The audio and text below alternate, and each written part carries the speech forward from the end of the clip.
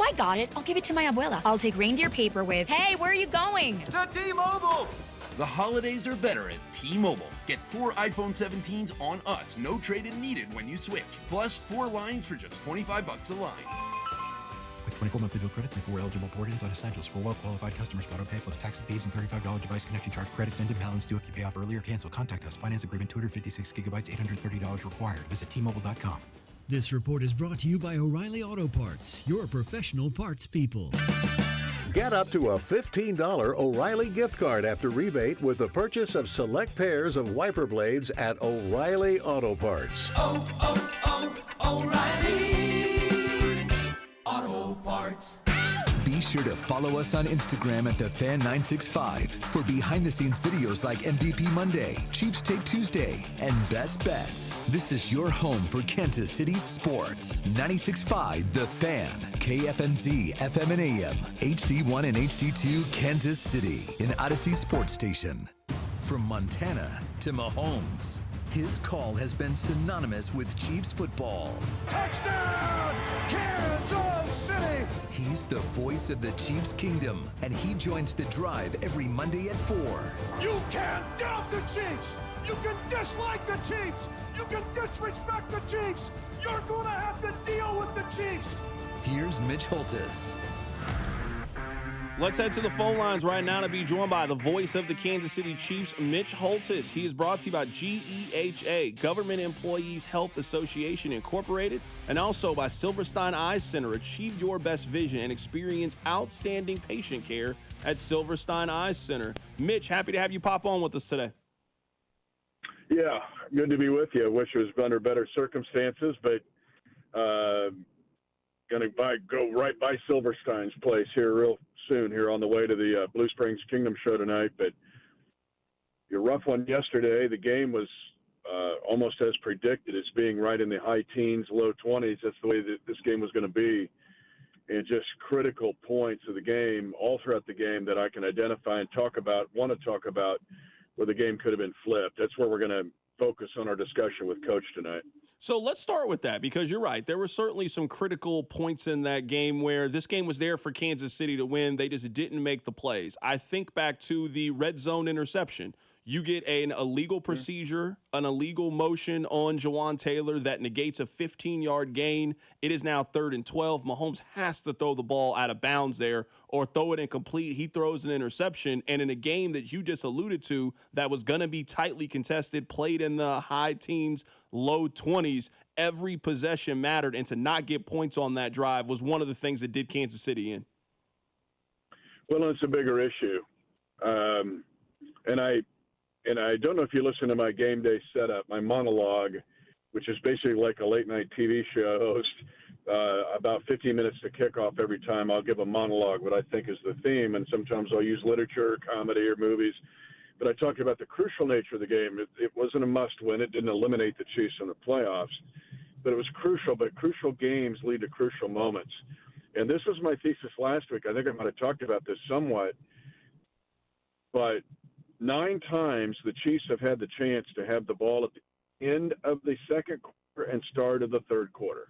9 times in 10 weeks. That's ridiculous. Usually it's 5-5, right? You'd think. But 9 times. In the 5 wins, the Chiefs have been outstanding in that with 7 touchdowns and a field goal in 10 potential opportunities.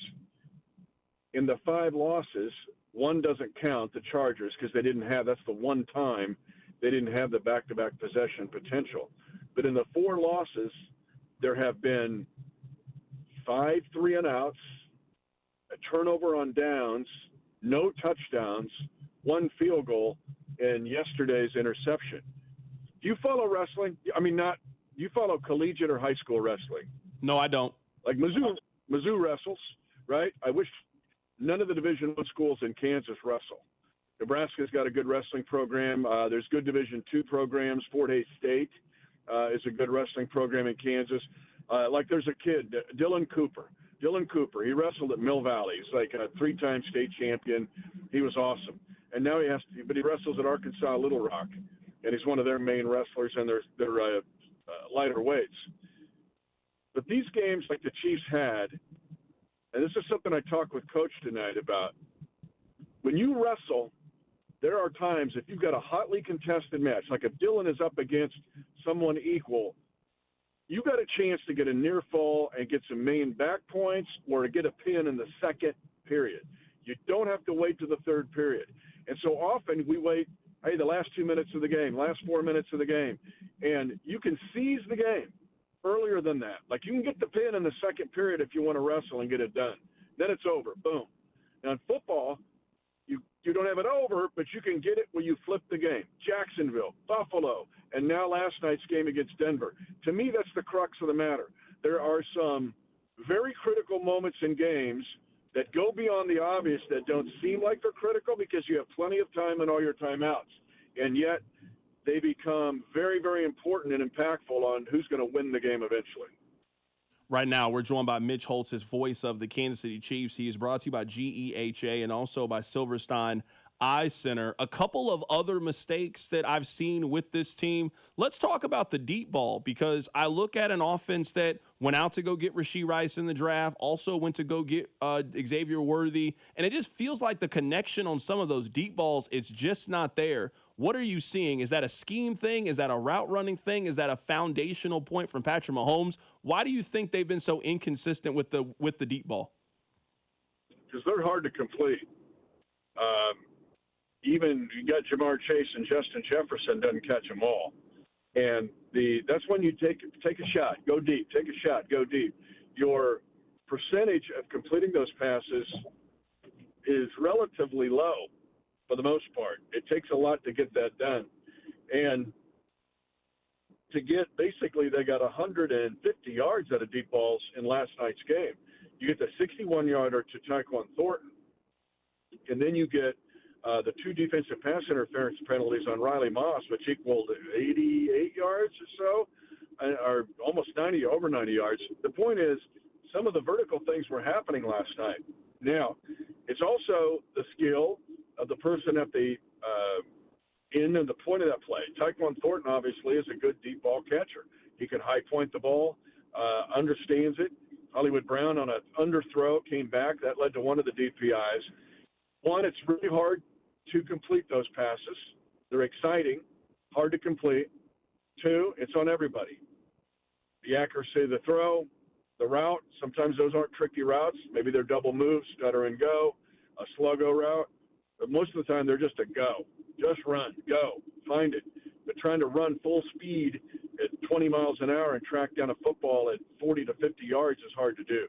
So you still got to take the shots. But actually, I was encouraged because 3 vertical plays led to 3 scores last night.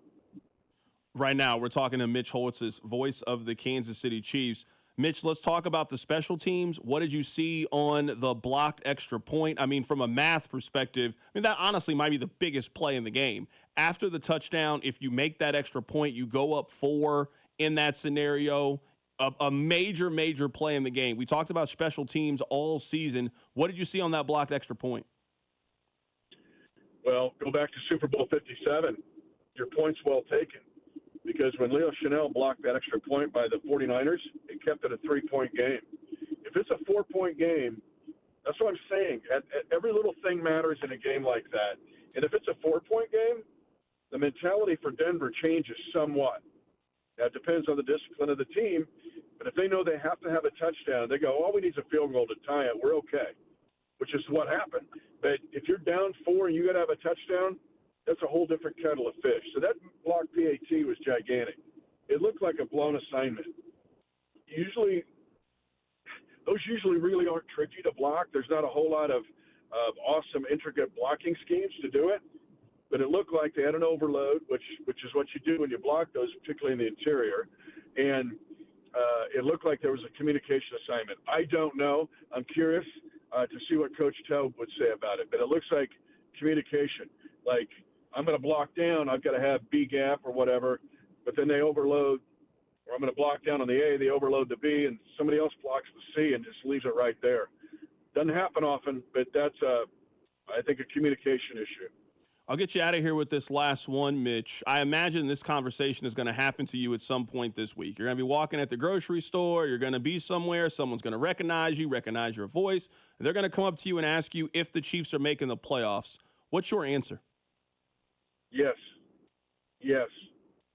I don't have any doubt right now they're not going to make the playoffs.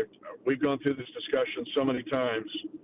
I've seen this team pull it out. I've seen this team fight through it. It'll be the theme you hear tonight on the Kingdom Show. It's not to sugarcoat it. It's not like it's, oh, this is great. I just laid out what happened in the 5 losses. It has to get better.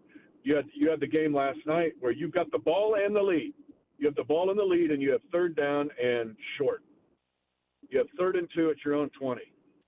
At that point, you got to think, run this clock down, man. Run it down. You got the ball and the lead, and you don't get that done. In the first of the flip, the double dip, in the second quarter, you had 3rd and 1 at the 19, and you could keep a drive alive. That stuff has to happen. That being said, I have every bit of faith in these players, in these coaches, that they will rally and come firing back in a big way against the Colts. I've seen it time and time again. I've lived it.